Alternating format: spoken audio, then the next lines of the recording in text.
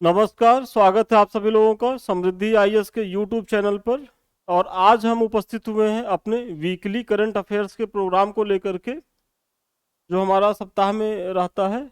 और आज इसमें हम जो है बहुत ही महत्वपूर्ण टॉपिक को कवर करने वाले हैं, जिसमें ज्ञानपीठ पुरस्कार को देखेंगे, 19वें एशियाई खेलों की चर्चा करने वाले हैं इसमें, साथ ही साथ अंतर्राष्ट्रीय ओलंपिक समिति 2028 के बारे में बताएंगे। कुछ ज्वालामुखी चर्चित रहे हैं इधर हाल के समय में, तो उनकी चर्चा होगी। फिर नौसेना के सौर संग्रहालय का शिलान्यास किया गया है, जो बहुत ही महत्वपूर्ण है, हम ये बताएंगे कि उसके बारे में कहाँ किया गया है। मिशन महिला सारथी का शुभारंभ हुआ है, उसकी चर्चा करेंगे। और गोल्डन पिकॉक अवार्ड से कौन सी संस्थान जो है वो सम्मानित हुई है, उसकी चर्चा होने वाली है।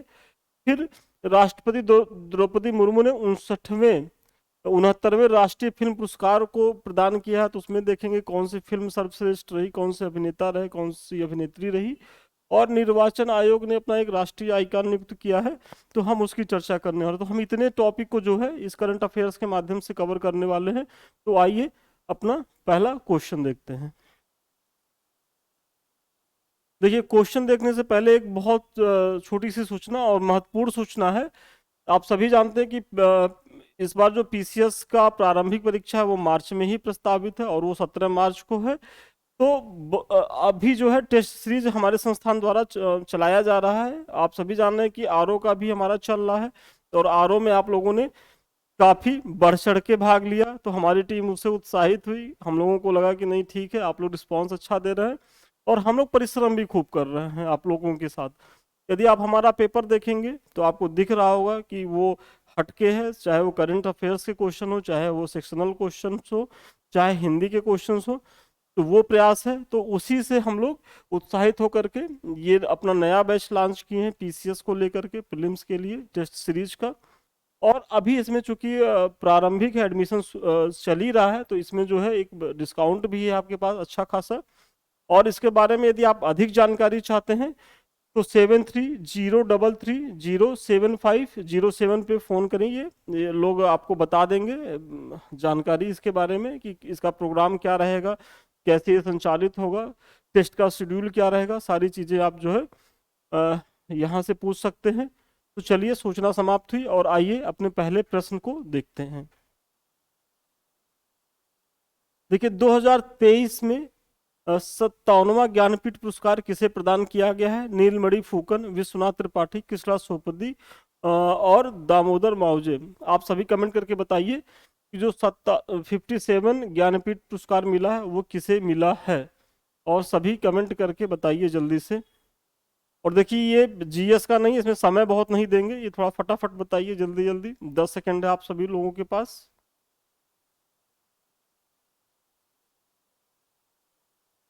और इसमें जिन लोगों ने इसका उत्तर डी दिया है वो एकदम सही है, दामोदर मावजे हैं।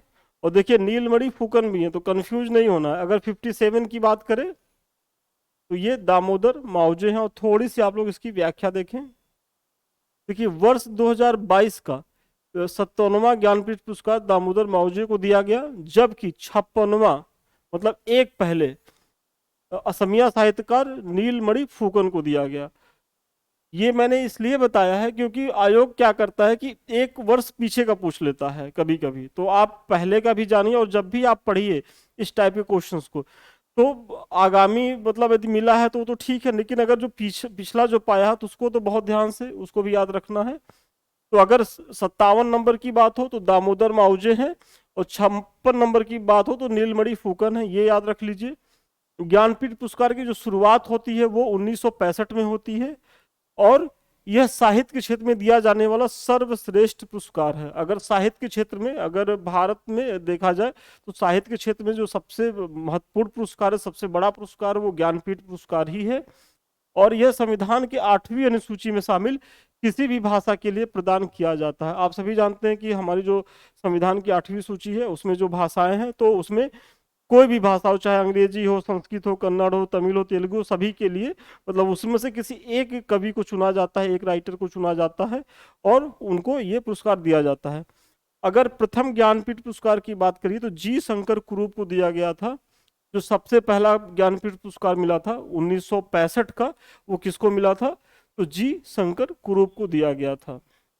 अब देखिए, थोड़ा सा व्याख्या कराने का मेरा उद्देश्य ये है कि अब आयोग जो है वो थोड़ा विविधता की तरफ जा रहा है, वो वन लाइनर क्वेश्चन नहीं पूछ रहा है, वो एक दो स्टेटमेंट भी डाल दे रहा है। तो यहाँ जो है, अब अगर ज्ञानपीठ से कुछ आएगा तो हमको पूरा विश्वास है कि आप यहाँ से जो है वो करने में सक्षम रहेंगे। चलिए अगले प्रश्न को देखिए आप लोग। निम्न कथनों पर विचार करें एवं असत्य कथन का चयन करें। 19वें एशियाई खेलों का आयोजन चीन के हांगझू में 23 सितंबर से 8 अक्टूबर के बीच हुआ। चीन 201 स्वर्ण पदकों के साथ तालिका में शीर्ष पर है। उसके बाद जापान 52 पदक और दक्षिण कोरिया 42 है। 19वें एशियाई खेलों में भारतीय दल ने 28 स्वर्ण, 38 रजत, 41 कांस्य सहित कुल 107 पदक जीते। एशियाई खेल 2023 में भारत ने सर्वाधिक पदक निशानेबाजी में प्राप्त किया, जिसमें 5 स्वर्ण सहित 22 पदक शामिल हैं। आपको 19वें एशियाई खेलों से संबंधित सारे स्टेटमेंट को ध्यान से पढ़ना है, और इसमें एक स्टेटमेंट जो है वो असत्य है। आपको बताना है कि कौन सा स्टेटमेंट इसमें सही नहीं है। जल्दी से आप लोग बताएं, 10 सेकेंड है। कमेंट सभी को करते रहना है, कमेंट करके बताइए।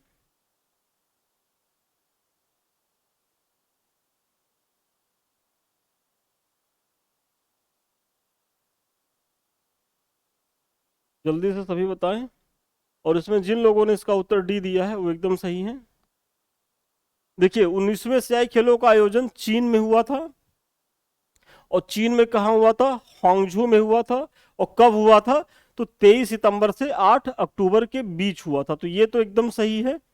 और चीन जो है वो 201 स्वर्ण पदकों के साथ तालिका में शीर्ष पर है, जबकि उसके बाद जापान 52 और दक्षिण कोरिया 42 है। मतलब अगर दूसरे नंबर पे जापान है और तीसरे नंबर पे दक्षिण कोरिया है। और ये अपने आप में भी एक क्वेश्चन है, क्योंकि बहुत संभावना है कि यहाँ से भी पूछ ले कि सबसे पहले कौन है, उसके बाद कौन है और उसके बाद कौन है। फिर 19वें एशियाई खेलों में भारतीय दल ने 28 स्वर्ण, बहुत ही महत्वपूर्ण ये आंकड़ा है। देखिए, एक ही प्रश्न में कितने क्वेश्चन बने हैं इसका भी ध्यान रखिएगा कि 28 स्वर्ण, 38 रजत और 41 कांस्य पदक सहित कुल 107 पदक जीते हैं। अब आपसे यहां से भी प्रश्न पूछ सकता है कि भारत ने जो है वो कितने स्वर्ण जीते, कितने रजत जीते, कितने कांस्य जीते। तो आपको याद रखना है कि 28 स्वर्ण, 38 रजत और 41 कांस्य सहित कुल 107 पदक जीते हैं। देखिए, ये स्टेटमेंट इसलिए गलत है कि एशियाई खेल 2023 में भारत ने सर्वाधिक पदक निशानेबाजी में तो प्राप्त किया है, ये एकदम सही है।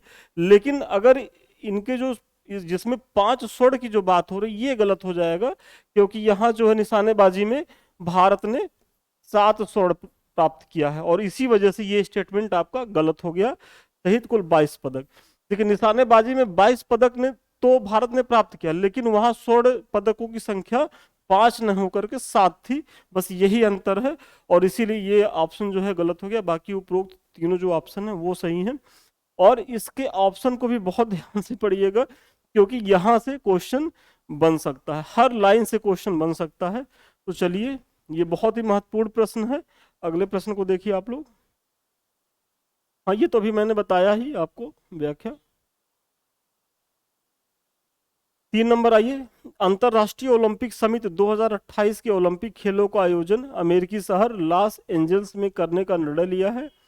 2028 के ओलंपिक में cricket, baseball oblique softball, flag football, squash और लैक्रोस खेलों को शामिल किया गया है। आपको बताना है कि कथन 1 सही है, कथन 2 सही है, कि दोनों सही है, कि उपयुक्त कोई नहीं सही है। ये 2028 के ओलंपिक खेलों के आयोजन की बात हो रही है, जिसमें कहा गया है कि लॉस एंजल्स में कराने का निर्णय लिया गया, जो 2028 में होगा। और फिर इसमें जो ये खेल हैं 5, क्रिकेट, बेसबॉल या सॉफ्टबॉल, फ्लैग फुटबॉल, स्क्वैश और लैक्रोस शामिल किया गया। आपको बताना है कि 1 सही है, 2 सही है, 3 सही है, सॉरी 1 सही है, 2 सही है, कि दोनों सही है, कि दोनों नहीं सही है। कमेंट करके बताएं जल्दी से। और इसमें जिन लोगों ने इसका उत्तर सी दिया है वो एकदम सही है, क्योंकि इसमें जो है दोनों ऑप्शन सही हैं। और थोड़ी सी आप इसकी व्याख्या देखें।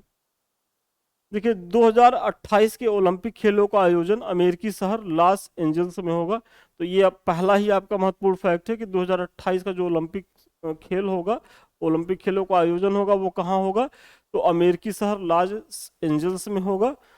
इसमें क्रिकेट सहित बेसबॉल या सॉफ्टबॉल, फ्लैग फुटबॉल, क्वैश, योम लैक्रोस जैसे 4 अन्य, मतलब क्रिकेट 1+4, मतलब 5 नए खेलों को शामिल किया गया है।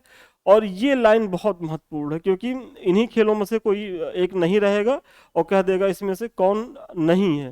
तो आपको कंफ्यूज नहीं होना है, इसको याद कर लीजिएगा।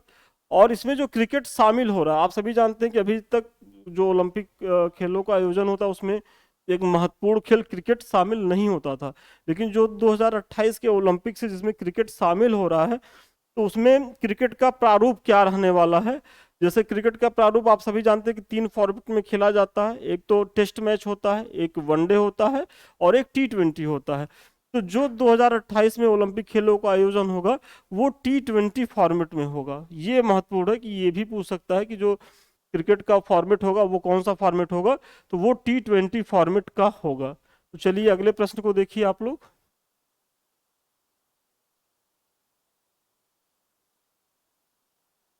यह दुनिया के सबसे सक्रिय ज्वालामुखियों में से एक है जिसमें हाल ही में पुनः विस्फोट हुआ है। यह दुनिया के सबसे बड़े सक्रिय ज्वालामुखी मौना लोआ के पास अवस्थित है। निम्नलिखित में से किस ज्वालामुखी का वर्णन किया जा रहा है? Mount Kilauea, Mount Stromboli, Mount Vesuvius, Mount Etna. आप सभी कमेंट करके बताएं। हालांकि ये है तो ज्योग्राफी का क्वेश्चन, लेकिन चूंकि करंट में ये घटना घट रही है तो हो सकता है कि चूंकि ये तो वैसे भी ज्योग्राफी में ये सारे पूछे ही जाते हैं, माउंट किलाउ के बारे में, माउंट स्ट्रॉम्बोली, विसुवियस, इटना के बारे में, तो मुझे लगा कि हो सकता है कि आयोग यहाँ से उठा के पूछ ले। तो चलिए, करंट में ना सही ज्योग्राफी में आपका एक रिवीजन तो हो रहा है। जल्दी से कमेंट करके आप सभी बताएं 4 नंबर को। सभी कमेंट करके बताइए 4 नंबर। और 4 नंबर में जिन लोगों ने ए बताया है वो एकदम सही है। इसका उत्तर होगा माउंट किलाउआ या किलायू होगा। कंफ्यूज नहीं होना है आपको। देखिए, हाल ही में हवाई द्वीप पर स्थित किलाउआ या किलायू नामक ज्वालामुखी में पुनः विस्फोट हुआ है। यह ज्वालामुखी यूएसए के हवाई राज्य में हवाई द्वीप के दक्षिण पूर्वी भाग में अवस्थित है। यह भी महत्वपूर्ण फैक्ट है कि ये जो है कहाँ स्थित है, तो हवाई राज्य है जो अमेरिका का, उसमें हवाई द्वीप के दक्षिण पूर्वी भाग में अवस्थित है। और किलायू ज्वालामुखी सक्रिय शील्ड ज्वालामुखी है। ये ज्योग्राफी में पूछ सकता है कि जो किलायू ज्वालामुखी है वो किस प्रकार का ज्वालामुखी है, तो सक्रिय है और शील्ड ज्वालामुखी है। शील्ड ज्वालामुखी से कम श्यानता वाले मैग्मा का उद्गार होता है। मतलब जो शील्ड ज्वालामुखी होती है उसकी क्या विशेषता होती है, तो उससे कम मैग्मा वाले जो है वो एक तरीके से श्यानता वाले मैग्मा का उद्गार होता है, और इसलिए इस प्रकार के ज्वालामुखी की ढाल मंद होती है। ये पूरा पूरा ज्योग्राफी का है, और ये इसलिए याद रखिएगा यहाँ से लेकर के यहाँ तक, क्योंकि स्टेटमेंट ऐसे दे देगा और आपको बताना होगा। तो थोड़ा सा डेप्थ में जा करके यहाँ से देख लीजिएगा इसको। और फिर माउंट स्ट्राम्बोली जो है यह इटली के सक्रिय ज्वालामुखियों में से एक है। विसुवियस भी इटली के कैंपोनिया में नेपल्स की खाड़ी में स्थित है, और एटना भी वही है। तो ये सारी चीजें हो गई। चलिए आगे देखते हैं अगला प्रश्न। हाल ही में उत्तर प्रदेश के मुख्यमंत्री योगी आदित्यनाथ ने कहां पर नौसेना के शौर्य संग्रहालय का शिलान्यास किया है? क्योंकि ये उत्तर प्रदेश की परीक्षाओं के लिए आप तैयारी कर रहे हैं तो ये सब घटनाएं बहुत महत्वपूर्ण होती हैं। तो बताइए, गोरखपुर, लखनऊ, झांसी, ग्रेटर नोएडा, कहां पर नौसेना के शौर्य संग्रहालय का शिलान्यास किया गया है? किसके द्वारा किया गया है? योगी आदित्यनाथ के द्वारा, हमारे जो मुख्यमंत्री जी हैं। बताइए उन्होंने कहाँ पे किया है? गोरखपुर, लखनऊ, झांसी, ग्रेटर नोएडा। और ये किसी का गलत नहीं होना चाहिए, हम ऐसी आशा करते हैं। सभी कमेंट करके बताइए। और इसमें जिन लोगों ने इसका उत्तर बी दिया है वो एकदम सही है। इसका उत्तर होगा लखनऊ। और चलिए इसमें थोड़ा सा व्याख्या देखिए। देखिए 21 अक्टूबर, ये तारीख भी याद कर लीजिए क्योंकि आयोग जो है कभी कभी तारीख भी पूछ लेता है। तो ये कब हुआ है इसका शिलान्यास? तो 21 अक्टूबर 2023 को मुख्यमंत्री योगी जी द्वारा लखनऊ में करीब 23 करोड़ रुपए की लागत से प्रस्तावित नौसेना के शौर्य संग्रहालय का शिलान्यास किया है। कहाँ किया है? लखनऊ में किया है। लागत क्या है, लगभग 23 करोड़ रुपए है, और डेट क्या है, तो 21 अक्टूबर 2023। चलिए अगले प्रश्न को देखिए आप लोग, 6 नंबर। हाल ही में किस देश ने यूरोप का पहला पूर्णतः निजी रॉकेट म्यूरा 1 लॉन्च किया? मोस्ट इंपॉर्टेंट क्वेश्चन है, मोस्ट इंपॉर्टेंट क्वेश्चन, ये परीक्षा में आने वाला क्वेश्चन। आने वाले तो सभी हैं, लेकिन मेरा मन कर रहा है, मेरी दिली इच्छा है कि ये क्वेश्चन जरूर आए। फ्रांस, ब्रिटेन, इटली, स्पेन, जल्दी से आप लोग कमेंट करके बताइए इसका उत्तर क्या होगा। हाल ही में किस देश ने यूरोप का पहला, चूंकि देखिए जब भी मैंने आपसे पहले भी कहा है कि जब कभी पहला आ जाए, वो राज्य का पहला, देश का पहला, ये तो पूरे यूरोप का पहला है, तो ये सोचिए कितना बड़ा इवेंट है ये। फ्रांस, ब्रिटेन, इटली, इसका क्या होगा? और इसमें जिन लोगों ने इसका उत्तर स्पेन दिया है वो एकदम सही है, क्योंकि इसका ऑप्शन आप लोग स्पेन को लेकर के कल्पना नहीं कर सकते, लेकिन ये स्पेन नहीं किया है, क्योंकि बहुत लोगों का जो दिमाग जो है वो फ्रांस, ब्रिटेन की तरफ ही गया होगा, और लास्ट में जो है थोड़ा सा इटली की तरफ। देखिए स्पेन की कंपनी PLD, मतलब ये जो इस नाम भी याद कर लीजिए, क्या है? PLD। PLD स्पेस द्वारा 7 अक्टूबर 2023 को यूरोप का पहला पूरी तरह से निजी रॉकेट म्यूरा 1 को लॉन्च किया। मतलब स्पेन ने लॉन्च किया, 7 अक्टूबर को लॉन्च किया म्यूरा 1 को, और उसकी कंपनी क्या ही थी, तो PLD स्पेस, PLD ये भी याद रखिए, ये भी पूछ सकता है। और इस प्रक्षेपण को यूरोप में रुकी हुई अंतरिक्ष महत्वाकांक्षाओं को बढ़ावा देने के रूप में देखा जा रहा है। मतलब ये प्रक्षेपण इतना महत्वपूर्ण है कि जो यूरोप में रुकी अंतरिक्ष परियोजनाएं हैं, तो उनको बढ़ावा देने की दिशा में ये प्रयास माना जा रहा है, तो समझ सकते हैं कि कितना महत्वपूर्ण है। चलिए अगले प्रश्न को देखिए आप लोग, 7 नंबर। किस राज्य सरकार ने 22 अक्टूबर 2023 को मिशन महिला सारथी का शुभारंभ किया है? उत्तर प्रदेश है, राजस्थान है, बिहार है, मध्य प्रदेश है। जल्दी से बताइए, मिशन महिला सारथी का शुभारंभ कब किया है? 22 अक्टूबर 2000, किस राज्य ने किया है? जल्दी से कमेंट करके बताएं आप सभी। और देखिए कमेंट सभी लोग करते रहिएगा, कमेंट सभी लोगों को करते रहना है। और इसमें जिन लोगों ने इसका उत्तर ए दिया है वो एकदम सही है, उत्तर प्रदेश। और थोड़ी सी आप इसकी व्याख्या देखें। देखिए CM योगी आदित्यनाथ द्वारा अयोध्या से राज्य के मिशन शक्ति अभियान के तहत, पहले तो ये शहर याद कर लीजिए कि कहाँ से किया था, तो अयोध्या से राज्य के मिशन शक्ति अभियान के तहत मिशन महिला सारथी पहल का शुभारंभ किया है।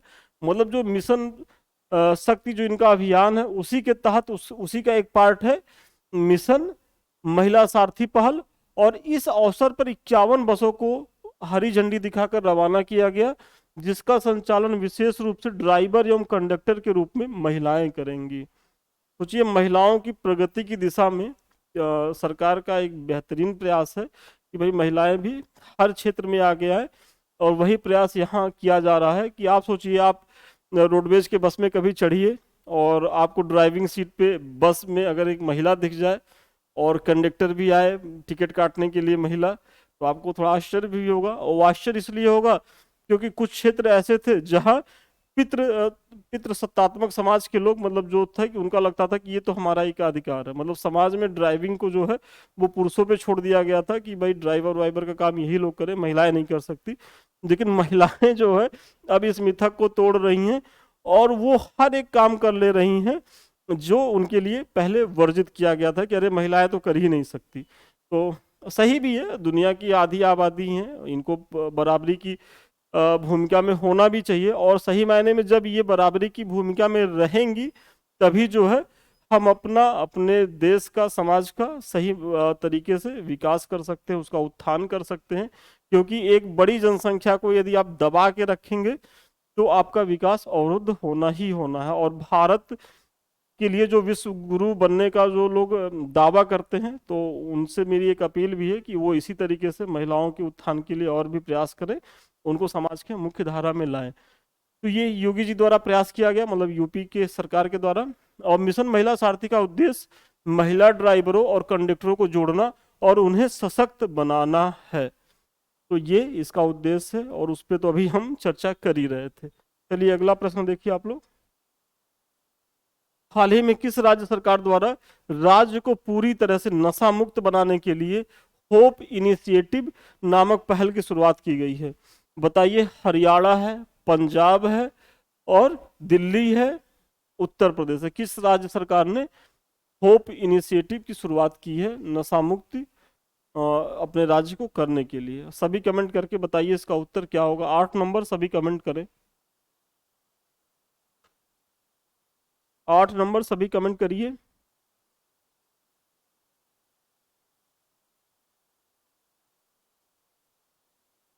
होप इनिशिएटिव पहल की शुरुआत किस राज्य सरकार ने की है? और इसमें जिन लोगों ने इसका उत्तर डी दिया है वो एकदम सही है। आप समझ रहे होंगे कि इस समय जो नशे की समस्या है वो पंजाब में बहुत ही ज्यादा है, बहुत ही ज्यादा। वहाँ के लोग अब ये क्या ही कहा जाए, लेकिन वहाँ नशा बहुत ज्यादा प्रचलन में है युवाओं में तो। और उसी के लिए कई मूवियाँ बन चुकी हैं, आपने उड़ता पंजाब देखा होगा। तो और नशे की जो समस्या है, तो पंजाब सरकार ने ये प्रयास किया है होप इनिशिएटिव, और इसके तहत इनका ये है कि हम अपने राज्य को पूरी तरीके से नशा मुक्त बनाएंगे। चलिए अगला प्रश्न देखिए आप लोग, 9 नंबर। और ये तो वही हो गया व्याख्या।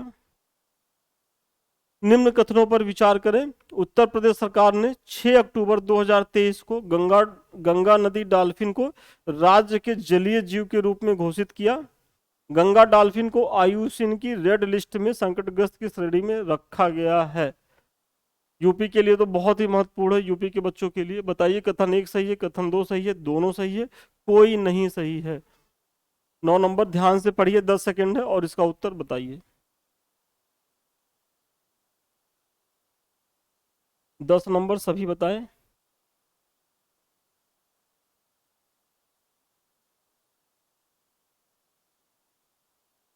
10 नंबर, कमेंट करके बताइए सभी लोग।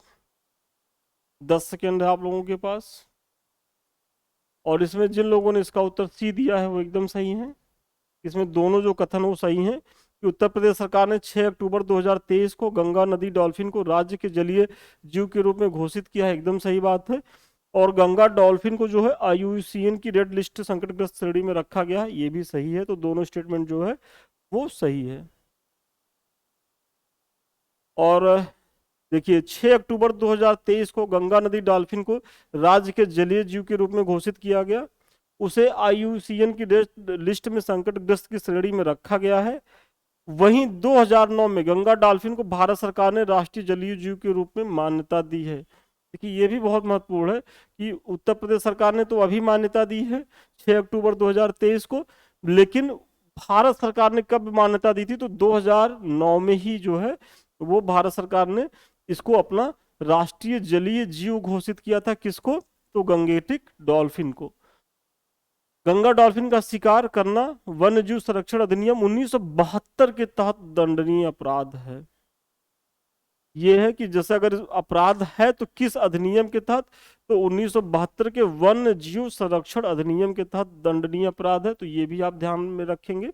इसीलिए हम अपील करेंगे कि कभी भी वैसे भी किसी भी जीव की हत्या नहीं करनी चाहिए। और ये तो इतनी प्यारी सी मछली है, बड़ी सी दिखती है, जिसको हम लोग के यहाँ आप लोग तो डॉल्फिन देखते होंगे, लेकिन हम लोग के यहाँ सूस बोला जाता है उसको। तो ये है। चलिए अगले प्रश्न को देखिए आप लोग। हाल ही में भारत ने किस देश के साथ सेमीकंडक्टर आपूर्ति श्रृंखला साझेदारी समझौता किया? फ्रांस, ऑस्ट्रेलिया, दक्षिण कोरिया, जापान।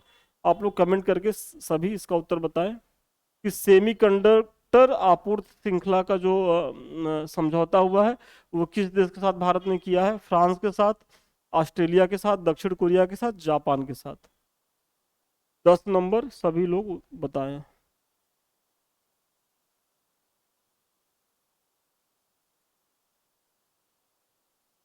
और इसमें जिन लोगों ने इसका उत्तर डी दिया है जापान, वो एकदम सही है। ये जो समझौता है वो जापान के साथ किया गया है। देखिए, केंद्रीय मंत्रिमंडल ने 25 अक्टूबर 2023 को भारत जापान भारत सेमीकंडक्टर आपूर्ति श्रृंखला साझेदारी की को मंजूरी प्रदान की। साझेदारी यहाँ को होगा, मंजूरी प्रदान किया। यह समझौता 5 वर्ष की अवधि के लिए लागू रहेगा। मतलब ये जो सेमी कंडक्टर आपूर्ति का जो समझौता हुआ भारत और जापान के बीच, वो 5 वर्षों के लिए लागू रहेगा।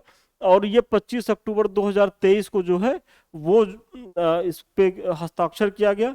जापान में लगभग 100 सेमीकंडक्टर विनिर्माण संयंत्र है। मतलब अगर जापान, आप सभी जानते हैं कि सेमीकंडक्टर हम जो है वो आयात करते हैं, और यदि जब किसी देश के पास सरप्लस रहेगा तभी वो हमको देगा। तो वही जापान की स्थिति बताया जा रहा है कि जापान में लगभग 100 सेमीकंडक्टर विनिर्माण संयंत्र हैं, और यह सेमीकंडक्टर निर्माण तंत्र वाले शीर्ष 5 देशों में शामिल है। मतलब टॉप 5 देशों में शामिल है जो सेमीकंडक्टर का विनिर्माण करते हैं। तो ये भी एक महत्वपूर्ण फैक्ट है, आप जान लीजिए। चलिए अगला प्रश्न देखिए आप लोग।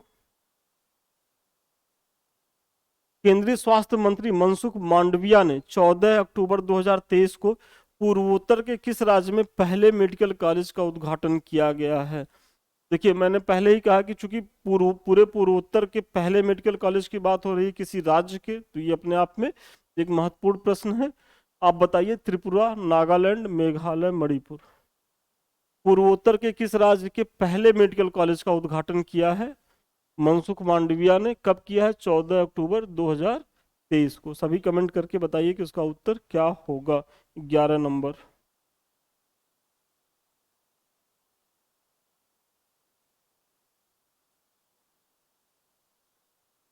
सभी कमेंट करिए। और इसमें जिन लोगों ने इसका उत्तर बी दिया है वो एकदम सही है। इसका उत्तर होगा नागालैंड।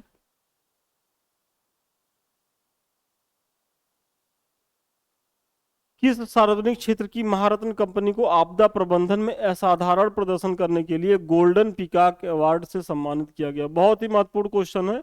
और यदि आपने पहले दिया होगा एग्जाम, तो आपने देखा होगा कि गोल्डन पीकॉक अवार्ड के बारे में पूछा जाता है। पहले तो यही जान लीजिए कि गोल्डन पीकॉक जो अवार्ड दिया जाता है वो किससे संबंधित है, यही पूछा गया है। और यहाँ तो ये पूछा जा रहा है कि किस कंपनी को ये अवार्ड दिया गया है, कौन सी महारत्न कंपनी है, बताइए। आईओसी, आरईसी लिमिटेड, ओएनजीसी, भेल। जल्दी से कमेंट करके बताइए कि कौन सी कंपनी को दिया गया है गोल्डन पीकॉक अवार्ड। और इसमें जिन लोगों ने इसका उत्तर बी दिया है वो एकदम सही है। जो आरईसी लिमिटेड है, इसी को जो है गोल्डन पीकॉक पुरस्कार दिया गया है। देखिए, हाल ही में आरईसी लिमिटेड को आपदा प्रबंधन में असाधारण प्रदर्शन करने के लिए इंस्टीट्यूट ऑफ डायरेक्टर्स द्वारा गोल्डन पीकॉक से सम्मानित किया गया है। किसके द्वारा सम्मानित किया गया है? इंस्टीट्यूट ऑफ डायरेक्टर्स के द्वारा किया गया है। चलिए अगला प्रश्न देखिए आप लोग। किस राज्य ने हाल ही में बाघ अभयारण्यों के लिए विशेष बाघ सुरक्षा बल के गठन को मंजूरी दी है?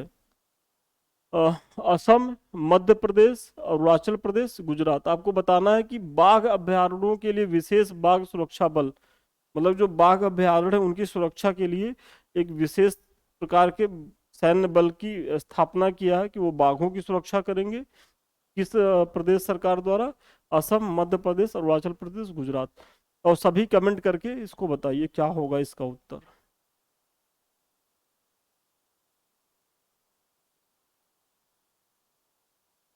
कमेंट करिए जल्दी से, 10 सेकेंड है आप सभी के पास। और इसमें जिन लोगों ने इसका उत्तर सी दिया है वो एकदम सही है। अरुणाचल प्रदेश होगा इसका उत्तर। और थोड़ी सी आप लोग व्याख्या देखें। तो व्याख्या क्या ही देखना है। निम्न कथनों पर विचार करें एवं असत्य कथन का चुनाव करें। 17 अक्टूबर 2023 को नई दिल्ली में विभिन्न श्रेणियों में राष्ट्रपति द्रौपदी मुर्मू द्वारा 69वें राष्ट्रीय फिल्म पुरस्कार प्रदान किए गए। पहला स्टेटमेंट है, प्रतिष्ठित दादा साहब फाल्के पुरस्कार वहीदा रहमान को प्रदान किया गया। दूसरा है, अल्लू अर्जुन को फिल्म पुष्पा द राइज के लिए, ये जो पुष्पा द राइज इनकी फिल्म आई थी, उनके लिए सर्वश्रेष्ठ अभिनेता का पुरस्कार मिला। आलिया भट्ट को गंगूबाई काठियावाड़ी और कृति सेनन को फिल्म पानीपत के लिए सर्वश्रेष्ठ अभिनेत्री का पुरस्कार मिला। आपको ये बताना है कि इसमें से कौन सा जो है वो स्टेटमेंट गलत है।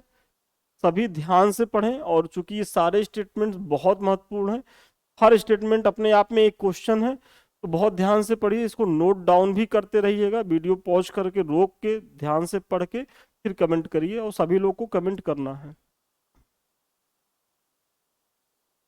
कमेंट करके आप लोग सभी बताएं।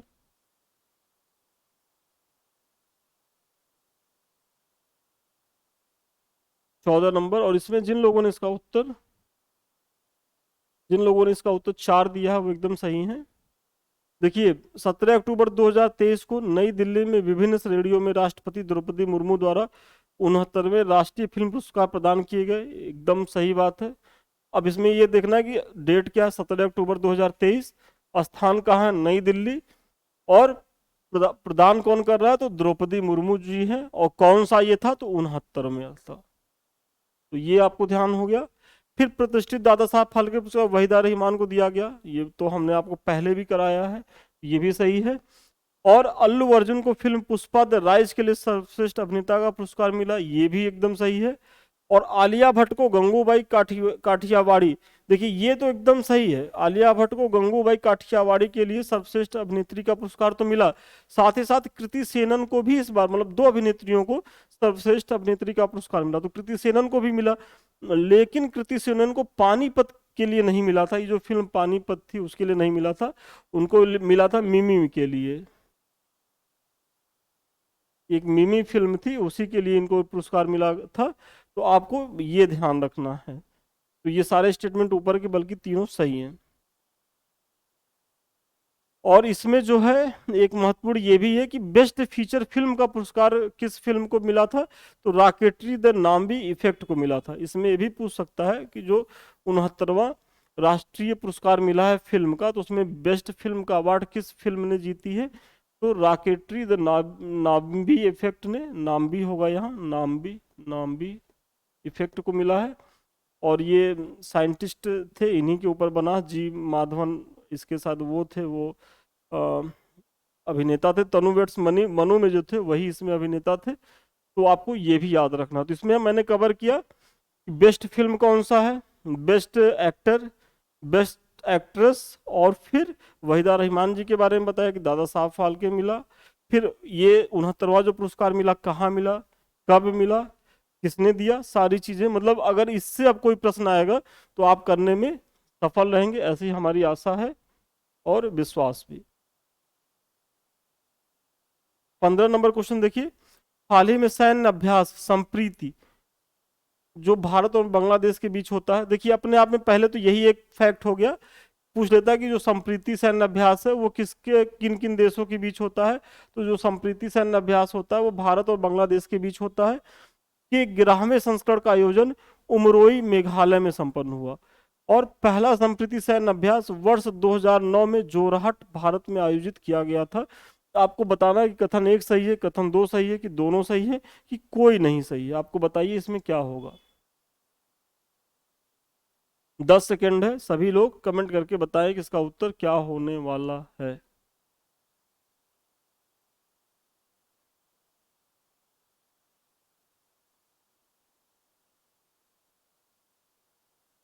और इसमें जिन लोगों ने इसका उत्तर सी दिया है वो एकदम सही है, क्योंकि इसमें दोनों जो है वो उत्तर आपका सही है। देखिए हाल ही में जो सैन्य अभ्यास हुआ है संप्रीति, वो किसके बीच होता है, संप्रीति जो है वो भारत और बांग्लादेश के बीच होता है। उसका जो संस्करण कौन था, तो 11वां संस्करण था, ये भी सही है। का आयोजन कहाँ हुआ है, उमरोई, देखिए मेघालय में एक जगह है उमरोई, वहां हुआ। और पहला जो संप्रीति सैन्य अभ्यास है वो 2009 में जोरहाट भारत में आयोजित किया गया था। तो आपको याद होगा कि जो 2009 में हुआ था सबसे शुरुआत वहीं से हुई थी, वो भी भारत के जोरहाट में हुआ था। और अभी का जो है वो उमरोई जो है वो मेघालय में संपन्न हुआ, तो इसलिए दोनों स्टेटमेंट जो हैं वो आपके सही हैं। और आज का अंतिम प्रश्न देखिए आप लोग, हाल ही में किसे निर्वाचन आयोग ने अपना राष्ट्रीय आइकन नियुक्त किया है। अंतिम प्रश्न और सबसे आसान सा प्रश्न है, बताइए। पंकज तिवारी, आयुष्मान खुराना, अक्षय कुमार, राजकुमार राव। और ये इसलिए हम ये आसान सा क्वेश्चन डालें क्योंकि ये आता है, आप किसी भी स्टेट एग्जाम में जाएंगे तो ये जरूर पूछता है, क्योंकि इधर चुनाव का माहौल भी है, तो बहुत संभावना है इसके आने की। आप लोग जल्दी से कमेंट करके बताइए कि निर्वाचन आयोग ने अपना राष्ट्रीय आइकन किसे नियुक्त किया है। और इसमें जिन लोगों ने इसका उत्तर डी दिया है वो एकदम सही है, राजकुमार राव होगा। और थोड़ी सी इसकी व्याख्या देखें आप लोग। देखिए निर्वाचन आयोग ने 26 अक्टूबर 2023 को अभिनेता राजकुमार राव को अपना राष्ट्रीय आइकन नियुक्त किया है। निर्वाचन आयोग ने इसी वर्ष अगस्त में पूर्व भारतीय क्रिकेटर सचिन तेंदुलकर को भी अपना नेशनल आइकॉन बनाया था। देखिए, अगर सचिन तेंदुलकर भी ऑप्शन है तो कंफ्यूज नहीं होना है, हालांकि ये दोनों एक साथ नहीं रहेंगे। अगर राजकुमार राव आए तो राजकुमार राव को कब बनाया है, अभी जल्दी 26 अक्टूबर की घटना है। और सचिन तेंदुलकर को कब बनाया था, तो अगस्त में ही बना दिया गया था। तो नेशनल आइकॉन सचिन तेंदुलकर भी हैं और राजकुमार राव हैं। चूंकि राजकुमार राव अभी रिसेंटली बनाए गए हैं तो बहुत संभावना है कि प्रश्न इन पे आए। और विश्वास करिए कि दोनों लोग एक साथ नहीं रहेंगे ऑप्शन में, इसकी चिंता मत करिएगा। चलिए, तो आज का जो है हमारा प्रश्न सेशन खत्म हुआ। इसकी जानकारी तो मैंने आपको दे ही दी है। अधिक जानकारी के लिए आप 7303307507 पे संपर्क करें। ऑफिस के लोग आपको सारा डिटेल से बता देंगे। और सबसे महत्वपूर्ण है, ये हमारे समृद्धि आईएएस का टेलीग्राम चैनल है। इससे तो आप लोग इसलिए जुड़िए कि जो हम पढ़ा रहे हैं उसका पीडीएफ आपको वहां मिल जाएगा। और साथ ही साथ अगर आप मेंस आंसर राइटिंग कर रहे हैं तो आप अपने उत्तर का पीडीएफ बना के भेजिए, हम उसकी मार्किंग कर देंगे, उसमें जो कमी रहेगी, गलतियां रहेंगी वो बता देंगे। और चूंकि वहां लोग मेंस आंसर राइटिंग कर रहे हैं तो आपको एक सकारात्मक प्रतिस्पर्धा भी देखने को मिलेगी। और साथ ही साथ प्रीलिम्स के लिए हम समय समय पे वहाँ टेस्ट भी आयोजित करते हैं, चाहे वो पीडीएफ का टेस्ट हो या क्विज का टेस्ट हो। तो ये टेलीग्राम आपके लिए बहुत तरीके से उपयोगी है, चाहे वो पीटी हो चाहे वो मेंस हो, तो उससे जुड़िए। और सबसे अंतिम, सबसे महत्वपूर्ण, ये हमारे समृद्धि आईएएस का यूट्यूब चैनल है, इसे आप लोग लाइक करिए, सब्सक्राइब करिए, शेयर करिए। ये आप ही का चैनल है और इसे आप ही को आगे बढ़ाना है। तो चलिए, इन्हीं शब्दों के साथ आज का जो सेशन है वो समाप्त करते हैं। पुनः नए क्लास में नए वीडियो के साथ मिलते हैं, तब तक के लिए धन्यवाद, शुभकामनाएं आपको।